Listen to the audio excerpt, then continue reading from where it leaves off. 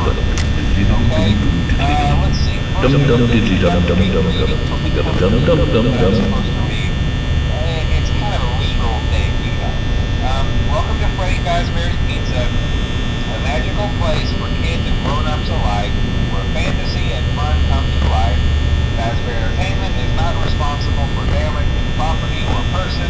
Upon discovering that damage or death has occurred, a missing person report will be filed within 90 days or as soon as property and premises have been thoroughly cleaned and bleached and the carpets have been replaced. Blah, blah, blah.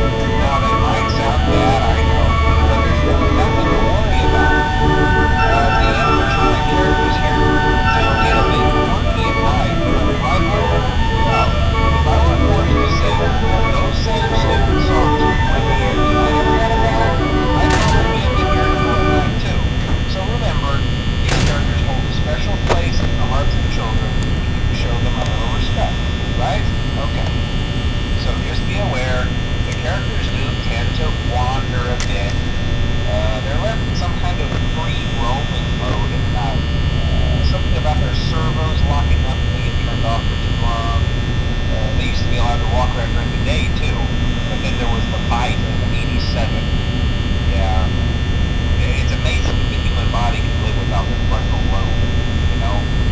Now concerning your safety, the only real risk to you for the night watchman here, if any, is the fact that these characters, if they happen to see you after hours, probably won't recognize you as a person.